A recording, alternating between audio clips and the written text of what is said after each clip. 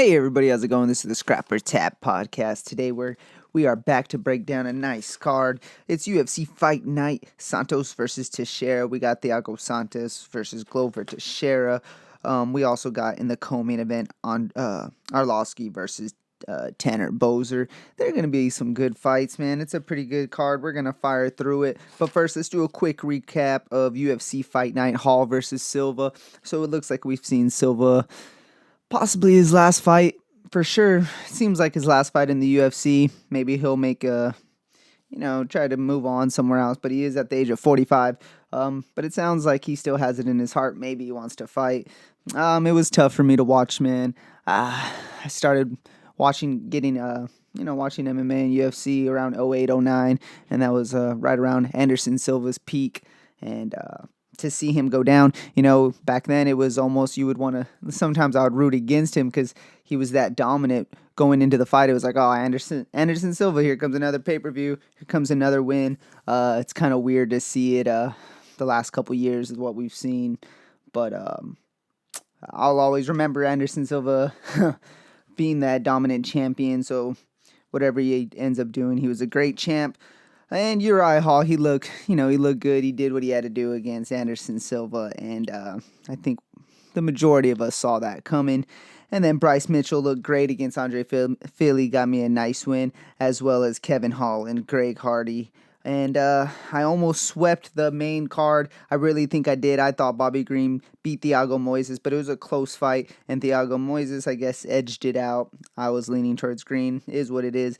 And Alexander Hernandez, with his new team and new camp, looks really solid against Grutzmacher. So, man, there were some really good fights. But we ended up going 9 for 12. I only missed 3. Not too bad, man, and almost had a perfect card on that for the main card. It was a good, we had some good picks, and now we're going into UFC Fight Night, Santos versus Teixeira, man. I think the main event and the co-main are going to be really good, but let's fire through this prelims, and first up, we got the plus 125 Felipe Colares versus Gustavo Lopez, the minus 150.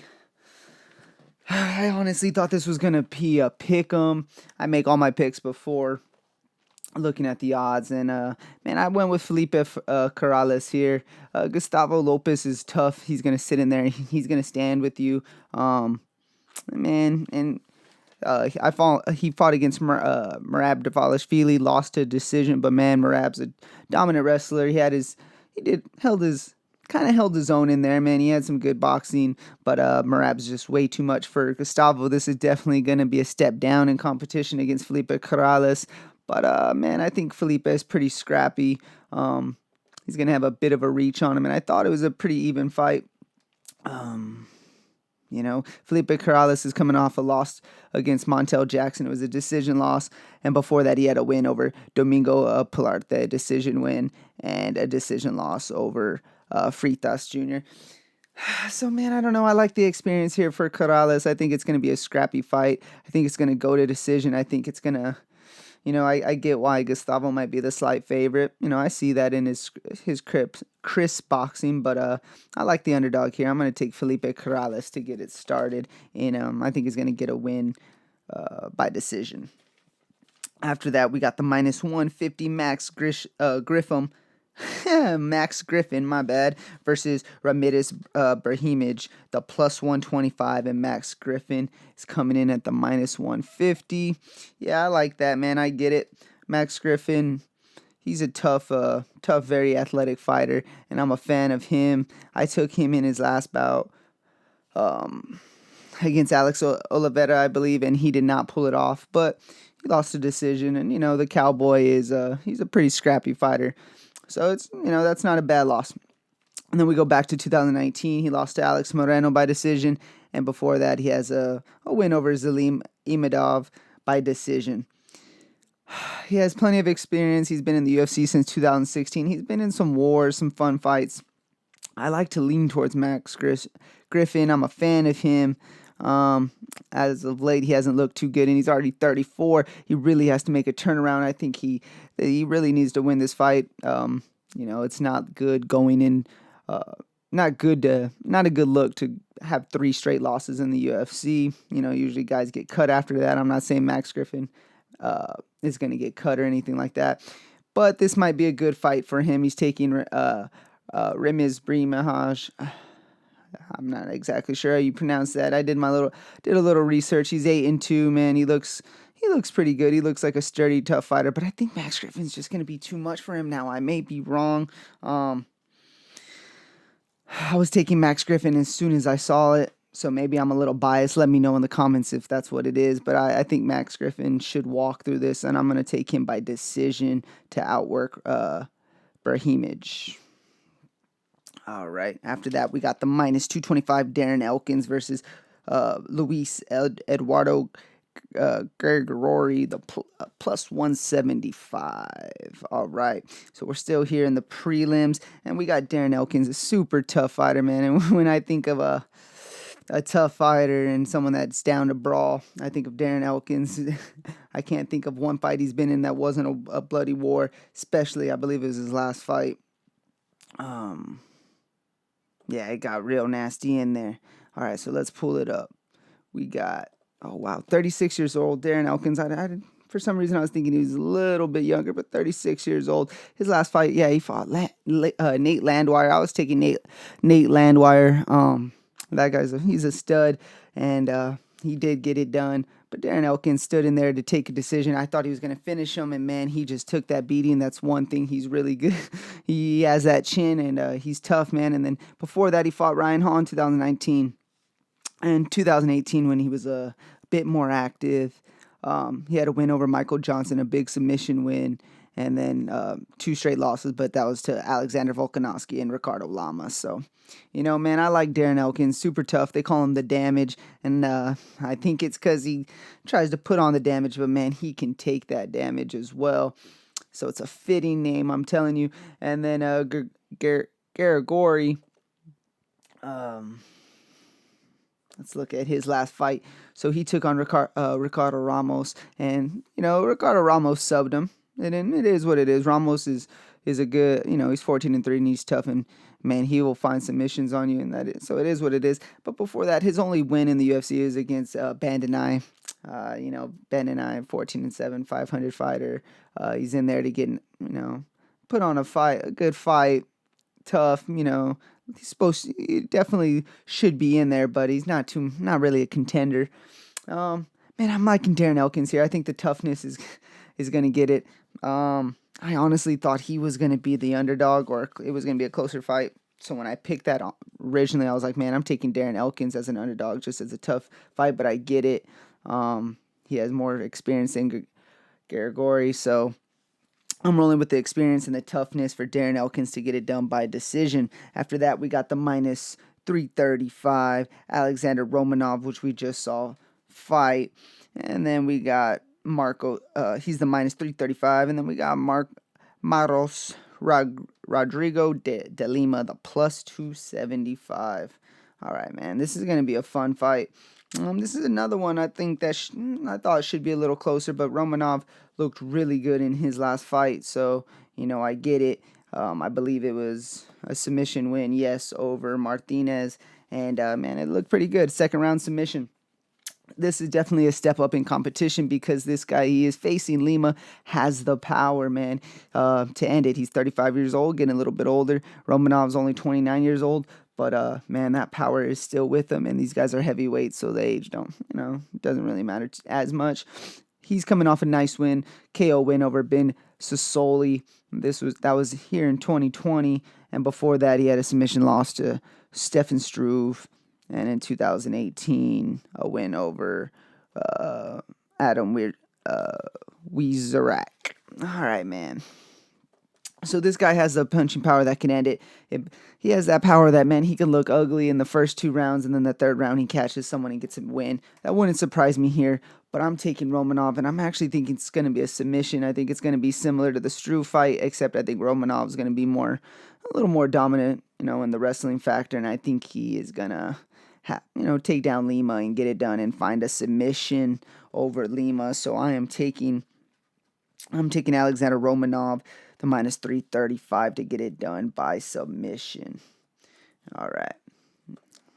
We got, I believe we have one more. Yeah, two more fights in the prelims. This next one's going to be a really good one. It's the minus 500 Chikadze versus Jamie Simmons, the plus 350. All right, man, I'm making this one quick. I'm taking Chikadze. He's been super active, and I love that, man. I've been a fan of him. He's a fun fighter to watch. He's going to go in there. He's going to give it his all. And, man, he took out a really, really tough opponent, Omar Morales, his last fight. And, man, he looked solid. He got a nice decision win, and I think he won all 3 rounds, if I'm not mistaken. It was pretty solid. Maybe it was a close one in the 3rd round. But, man, he was pretty dominant in that fight. Before that, he has a nice decision win over Erwin Rivera. He has been on a roll. And for Simmons, I believe he's making his debut, and I think it's just, man, a little too much too soon. He's 7-2. I checked out some tape, but I think this is another fight for Chikadze that I think he's gonna roll, and I'm gonna go. I think the safe bet is to take decision. And I don't know as much about the Simmons, but let's go with Chikadze by TKO, 2nd round TKO. All right. Then we got the minus 115 Trevin Giles versus. Sorry, why did I not write that down? I'm sorry, Bevion Lewis. I only wrote down Lewis. So we have Trevin Giles versus Bevion Lewis. Minus 115. This is a pick'em fight, and it's funny because this is the one that took me probably the longest to decide on. And that was before I looked at the odds, and man, I get it why it's a minus 115. Originally, I was kind of leaning towards Trevin Giles. You know, he's coming off a nice win over James Cross. And James Cross, that's a very tough, real good opponent. And before that, he has submission loss to Gerald Mearshart and a submission loss to Zach Cummings. And I think that's what's turning me off. He has, those 2 straight submission losses. And yes, he has a nice bounce back win. But, man, that's just tough to go on those 2 straight submissions. And with Bevion Lewis, I'm not saying he really has to worry about submissions, which, yes, I think Bevion can pull something off like that. But I think I think it's going to be a tough, scrappy fight that, I wouldn't be surprised if Bevion catches him, but I think he's going to get a decision win. So Bevion took on Townsend before this, got that expected win. Townsend's a tough dude, but yeah, I think he kind of breezed through that one. And then before that, he had a decision loss to Darren Stewart, but man, Darren Stewart's a tough wrestler and good with the hands, so he kind of had his way with Bevion Lewis. So I think this is going to be Bevion Lewis's fight over Trevin Giles. I think Trevin Giles got the experience on him, and maybe that will come in and play a factor. And like I said, he doesn't really have to worry about those submission losses. But I like Bevion Lewis here. Yeah, man, they're both young. Giles is 28 years old and Lewis is 29. I was about to say I think Lewis has been learning in between fights, and I just think he's going to squeak off a very close decision win. I think this is going to be a really fun fight to end the prelims. And yeah, I'm taking Lewis by decision, and that one's going to be a close one. All right, then we go into the main event, the main card. I'm sorry, we got the plus 100 Claudia Gadelha versus Jan Zainan, the minus 130. All right, guys, this is going to be a good fight. It's going to be a tough, 2 tough girls that are in there to brawl. I kind of feel like this can be a TKO stoppage, man. I think these girls are going to come in there and bang. So they both have a win over Carolina. I believe the only difference in that is I believe Claudia submitted her, if I'm not mistaken. I'm not looking at hers right now. I have Jan's up. And before that, she has a decision win over Angela Hill, which I believe they both share that win as well. Man, and, those are two tough opponents, especially Angela Hill. Angela Hill has looked very good of late. So, that win does stand out. Now, Claudia has a win over Hill as well. I believe that was where I thought Angela Hill won that fight, but it was a close fight. So, it is what it is. She got that win, and before that, she beat Ronda Marcos by decision, and Carlos Carla Esparza by decision. Now, she does have a loss to Nina Ansaroff by decision. And, that's a tough opponent. So, man, this is actually a tough one. This is really a tough one. I think this should be a pick 'em, but I'm going with the underdog. I think once I saw underdog, that also, I was already going with Claudia when I made my picks, but once I saw that she was an underdog, I got to go with that. I got to go with the experience. I think she's going to be smart in there. And even though I think she lost to Angela Hill, I think Angela Hill is a really tough fighter, and I think that might give her that edge over Jan here. I'm taking Claudia. I'm taking the underdog money. But I think that's one I'll have a bit of both on DK, man, because that's a close fight, and I'm not gonna lie, I'm not too confident with the Claudia Gadelha pick. All right, after that, we got the minus 115 Ian Heinisch versus the minus 115 Brendan Allen. It's a pick 'em, and I love to see it because I don't really think it should be. I'm taking Brendan Allen, guys. I think he's going to submit Ian Heinisch here. I think he's going to roll, man. I think he's going to be very dominant. So, yes, Ian Heinisch is looking very good, and I did not take him to get a win in his last fight against Gerald Meerschaert. I thought Meerschaert was going to come in and find a sub. Did not. He got knocked out. Ian Heinisch looked good, knocked him out in the first round. Before that, he has a loss to Omar Akhmedov, and then a loss to Derek Brunson. So, look, we saw him look very good against Gerald Meerschaert, but before that, not so good, man. Off and on. The only win he had before that was a decision win over Carlos Jr. Not too bad. But he really needed that win over Gerald Meerschaert, and once he got it in that dominant fashion, man, that really, made people think this might be the guy we thought we were originally, when we originally got him in the UFC. He is a tough dude. Everybody knows his past. But then we got the young kid, 24 years old, Brendan Allen, man. I am a fan of him. He fought Kyle Dawkins, got a decision win over him. And before that, he got a KO win over Tom Breeze. He has been looking extremely good. He's very young, so I like the way they've been bringing him up. I think this is actually a great fight for him. Before that, he has a submission win over Kevin Holland, and that was back in 2019 of October. And we know how good Kevin Holland has looked of late. So he's on a 3-fight winning streak in the UFC. And I think this is a great step up for him. I think this is a perfect opponent, Ian Heinisch. I think he's tough. He needs to watch out for that big overhand right. He needs to watch out for a shot. Ian Heinisch can definitely sleep him. I don't think this is going to be a super easy fight for him. But I do think he's going to roll. I think he's going to kind of have his way, take Ian Heinisch down quite a bit, and I think he's going to find his back and find a submission. So I'm taking Brendan Allen to get it done by sub. After that, we got the minus 350 Rony Barcelos versus Khalid Taha, plus 270. So Barcelos versus Taha. All right.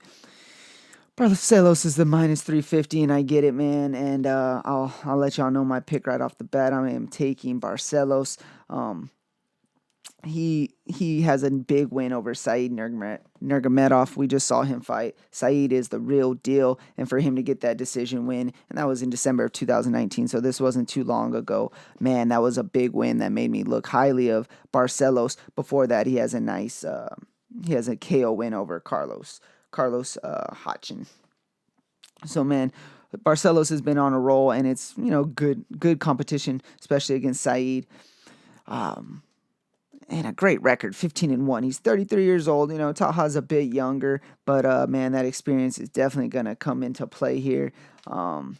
So Taha, his last fight, he has a draw against Bruno Silva. Not the biggest fan of Bruno Silva, tough dude, but not the greatest of fighters.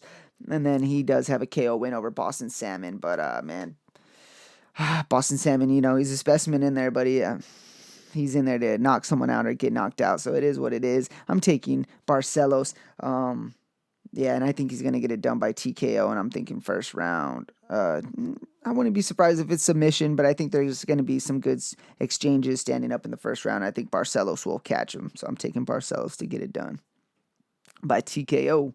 After that, we move into the co-main event. We got the plus 220 Andre Arlovski versus Tanner Boser. Boser, the minus 300, and Tanner Boser has been rolling. Man, the first thing that sticks out is age here. Arlovski is 41 years old going against the 29-year-old Boser. I feel like this is a fight that's going to, kind of just put Boser a little bit more on the map. He has some tough fights of late, and he's looked really good. So, a big win over Arlovski. That's a good name to have under his belt. And might, bump him up. He's already a co-main event, but to eventually be main event status on these cards. So he has a win over Pessoa. His last fight out, it was a nice KO. And before that is Felipe Lins. That's 2 straight KOs. And, man, we need new blood in the heavyweight division. So that looks great to come off 2 KOs. And I think that's why they are feeding him to Arlovski. Tanner Boser, I believe, is the Canadian fight. Yeah, he's from Canada, man, and he is tough. I think he has I think he's scrappy and with a really good chin. I think he can make a real good run. So then we got Andrei Arlovski, man. A legend type fighter, man. Fun fighter. He's been doing it forever. I don't need to bring up age or all his old wars. All we have to talk about is of late, man. So they do share an opponent, Philip Lins. Andrei Arlovski has got that decision win over Philip Lins. I think that was a close fight. But hey, man, Arlovski pulled it off. All right. So he lost to Rosenstruck and beat Ben Rothwell. And then lost to Sakai, man. He's been a 500 fighter. It's been tough fights, man. He looks decent, but against Tanner Boser, I just think this is the wrong matchup for him. I think this is all in Tanner. I think this is leaning towards Tanner Boser. Obviously, that's why he's a minus 300. I like Tanner Boser here by KO in the second round over Arlovski. Man, Arlovski's just up there in age. He has a tough chin. But I think Boser's going to be able to crack it. So I'm taking Tanner Boser by KO. Now we move into the main event. We got the minus 240 Thiago Santos versus Glover Teixeira, the plus 200. All right, so Santos is making his return fight. His last fight was against John Jones where he hurt his knee and actually looked pretty good against John Jones for, I think he tore like an MCL and ACL. I'm not too positive, but I know he messed up his knee. And still fought the rest of the fight and looked pretty decent against John Jones. And before that, he has a KO win over the now champ, Jan Blachowicz, which is really why this is a major fight for him to come back, get a big win over Thiago Santos, and make his run, man. He already beat Jan, so it looks great for him. He's like, Jones is out of the way. Let's get Jan. Let me get a shot at him. Obviously, we know Adesanya is trying to take on Jan now, but we'll talk about that later. Yeah, so this is a big fight for Thiago. It's his comeback fight after that injury, and man, he takes on the tough, the vet Glover Teixeira. He's 41 years old, but he still has it, man. I took Anthony Smith over him in his last fight, and he KO'd him in the 5th round. Smith came out hot in the first round or so, and then Glover Teixeira took over.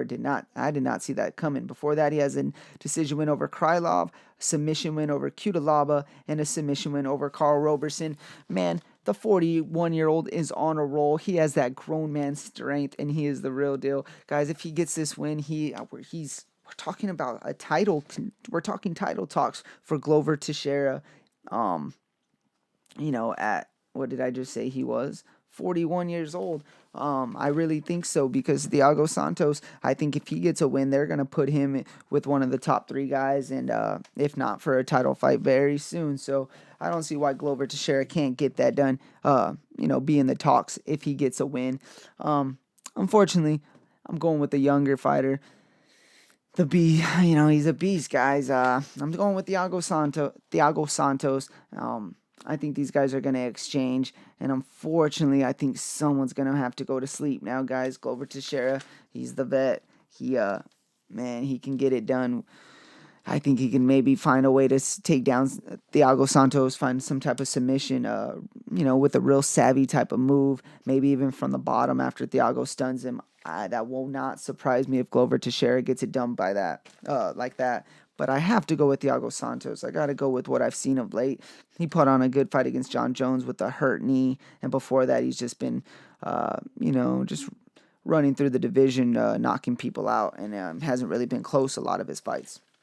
So I am taking Thiago Santos by KO over Glover Teixeira. So that's who I'm taking in the main event. So I'm going to give you my quick locks and underdogs. So my lock, man, I'm going to have to go with Barcelos over Taha. Um, and, that's a pretty big one. So that's, everybody probably is going with Barcelos. So that's nothing groundbreaking. But I'm also going to be taking Brandon Allen as a lock over Ian Heinisch by submission. I think that's a lock. I'm taking Brandon Allen. All right. And my underdogs. I was undecisive on a few, but I'm going to take Felipe Corrales as the one that I chose as my first underdog of the night. And then I'm going to have to go with Claudia Gadelha because that's an easy underdog to go with as well. She's a vet. I think she can pull some savvy stuff over Jan. I think she can outwork her and find a decision win that will not surprise me at all. So those are my two underdogs. This is the Scrapper Tap Podcast. Like, subscribe. Thanks for tuning in.